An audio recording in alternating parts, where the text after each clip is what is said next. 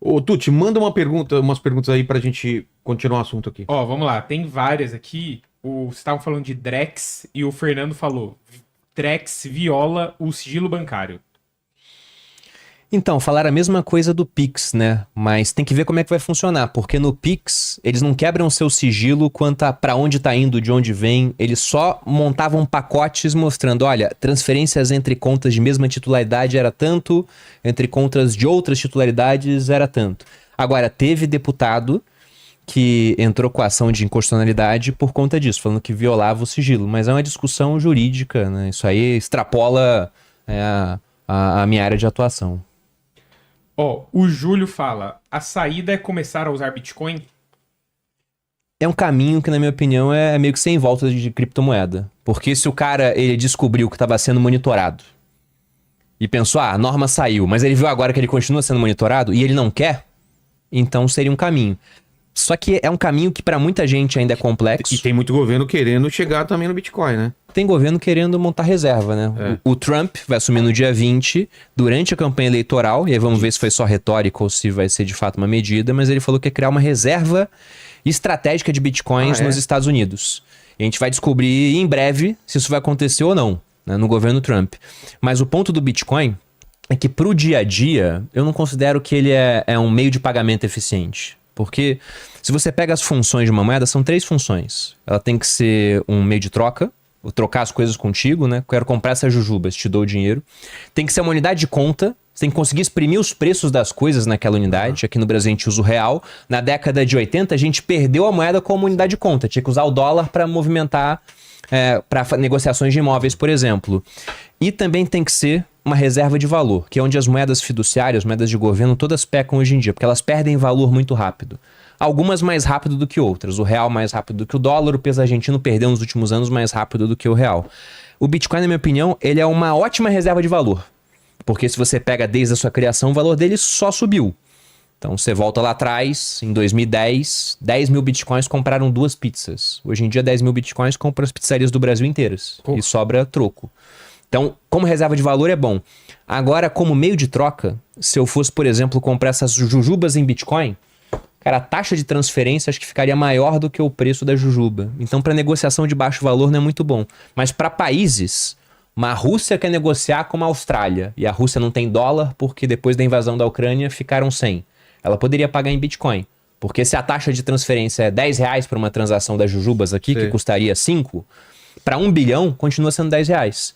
Então, com certeza, para fugir de monitoramento, vai ter muita gente usando Bitcoin no futuro. Para coisas lícitas e ilícitas. Igual acontece com o dinheiro. Né? Meio de pagamento tem essas coisas. Ele tá lá, o uso que você dá para ele pode ser bom ou ruim. Então, eu vejo realmente como uma coisa que vai acontecer. Até porque o próprio Pix já facilita a vida de quem explica cripto. Porque quando você vai explicar uma transferência de uma carteira para outra, você fala, cara, é igual uma transferência de Pix. Você gera uma chave aleatória, eu vou lá e te transfiro. É a mesma coisa. Exato. Sobre isso do gasto do Bitcoin em países. Alguns países têm reservas, que eles não ficam falando muito, mas a gente sabe que tem, que foram apreensões feitas. Então, os Estados Unidos têm, a Alemanha tem, fica nesse vende, não vende, mas tem bastante. E a Rússia, por causa das sanções, ela foi desconectada do sistema SWIFT. Então, ela não consegue entrar no pagamento mundial.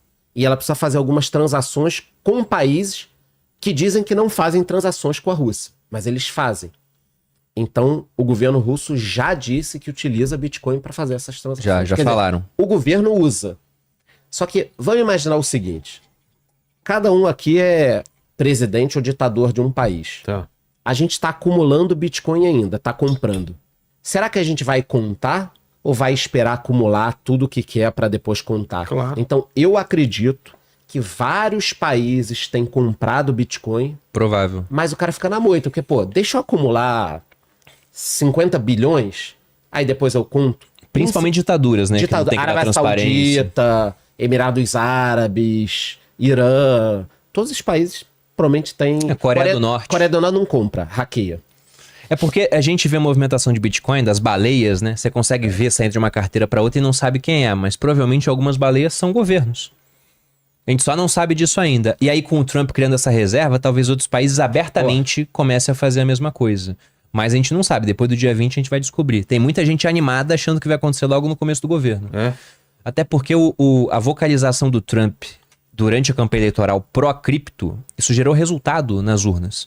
Porque nos Estados Unidos, o sistema não é o mesmo que o nosso. Não é simplesmente maioria simples. Sim. Elas têm a divisão por estados, você vota, né? O voto indireto, você elege delegados, né? E aí o estado onde você tem mais delegados, você leva aquele estado como um todo. A maioria dos estados americanos tem essa regra do winner takes all. Ou seja, o estado tem 50 delegados, né? E aí a maioria virou republicana, o estado conta todo para os republicanos. 10 pessoas a mais votaram nos republicanos, você leva o estado inteiro. Por um você pode levar o estado inteiro. Sim. E como lá você já tem estados onde... Califórnia, por exemplo, é sempre democrata nos últimos tempos. Texas sempre republicano. Então a decisão fica em alguns estados chaves, os chamados swing states. Então algumas pessoas a mais em estados chaves viram uma eleição. E aí quando você pega essa pauta de cripto, para algumas pessoas é uma pauta muito sensível. É igual quando você faz política pro pessoal da comunidade LGBT. Aquilo pode definir voto desse pessoal. Então, para cripto acontece a mesma coisa. Eu vi uma pesquisa feita pela Paradigm, lá nos Estados Unidos, uma boca de urna, mostrando que entre pessoas que não tinham Bitcoin, você não tinha uma discrepância muito grande de preferência entre a Kamala Harris ou o Trump. Agora, pro pessoal que tinha Bitcoin, o Trump havia 13 pontos de vantagem. Pô.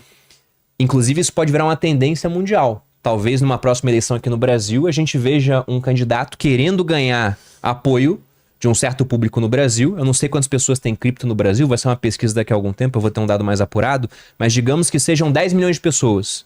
Podem ser 10 milhões de pessoas que votariam em branco, que não são muito ligadas em política, são mais libertárias, mas que mudam o voto porque tem um cara que é candidato a presidente e fala, não, eu sou a favor, por exemplo, da gente isentar Bitcoin de imposto de renda. Isso muda voto. O Trump, ele ganhou muita notoriedade entre o pessoal cripto nos Estados Unidos, porque ele falou, a parte de regulatória vai ser melhor, o futuro vai ser construído aqui, vai ter reserva estratégica. E aí, se, de fato, isso começar a se espalhar pelo mundo, para o pessoal que tem cripto, especialmente Bitcoin, seria muito interessante. Eu acho que tem um fenômeno que a gente já discutiu muitas vezes também, porque a gente fala de cripto há muitos anos, né? Que é o seguinte, para pessoa física, de uns 4 ou 5 anos para cá, o que eu digo? Eu acho arriscado você não ter cripto. Não é nenhuma recomendação para que vocês saiam comprando, mas eu acho arriscado você não ter nada de cripto. Então, na dúvida, tenha 1%, 2%, 5%, por exemplo. 5% é um número que eu sempre gostei. Por quê? Porque se cripto fosse a zero nos últimos 5 anos, você teria perdido 5% do teu patrimônio. Sim. Cara, você recupera rápido ali, investe bem, você recupera. Então, pior cenário, você perdeu 5%. Melhor cenário, dispara e você vai ter ganho um valor muito relevante, principalmente perante outros investidores. Você vai enriquecer enquanto os outros estão empobrecendo, porque os países emitem muita moeda. Então, o que valia na pessoa física, que é tenha cripto porque é arriscado não ter, agora vai valer para os estados. Por quê? Porque El Salvador foi o primeiro país a comprar e avisar muito, né? Tipo, publicizar, olha, eu tenho cripto, vai fazer parte das reservas. Tornou moeda oficial. Tornou moeda oficial. Aí o que parecia? Ele é louco. É arriscado demais ter. Mas loucura daqui a pouco talvez seja não ter. Se o governo americano disser, a partir de agora eu tenho uma reserva aqui de Bitcoin de X bilhões, os outros países que não tiverem nada vão sair atrás na corrida. E aí já vai estar mais caro. Então o que valia para pessoa física, na minha opinião, agora tá valendo para países. Começa a ficar arriscado não ter nada.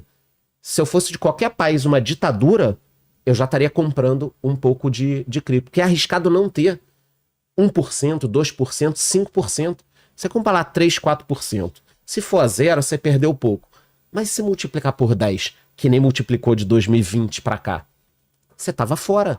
Você empobreceu perante quem tinha.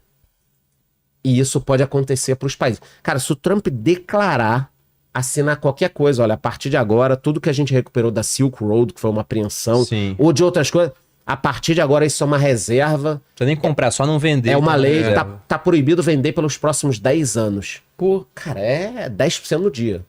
É 10% no dia. Fora o problema que vai resolver, vai arrumar para outros países, que não tem nada. Entendeu? Então, esse é um cenário real. Brasil, até onde eu sei, não tem deve nada. ter umas apreensões da Receita que pegam mas aqui nada ali, muito uma relevante, travada, não aparece em relevante. ranking de países assim. Não... Alemanha, Estados Unidos, China, os países Coreia do nórdicos. Norte, Rússia. Suécia, Noruega. Eu não vi em ranking esses países. Não são... Estados Unidos... Pelo menos não são os mais relevantes. Mas talvez crie um outro problema. Para quem tem. Os governos se interessem em fiscalizar mais como forma de... Pô, já que eu preciso fazer uma reserva de cripto, onde é que eu vou pescar primeiro? Aonde eu tô vendo peixe ali de cima. Então, de repente, o governo vai fiscalizar mais esse mercado, não como forma de melhorar o ambiente, mas como forma de criar reserva ali. Né? Mas eu acho que o Trump pode assinar alguma coisa nesse sentido, de não necessariamente comprar, mas não vender apreensões. Isso já é Imagina, todas as apreensões. Quanto mais gente usando cripto, mais cripto você vai aprender em várias operações. Né? Hoje em dia tem mercado de aposta pra tudo, né? Então tem um site chamado Polymarket, que tem essas estatísticas de aposta.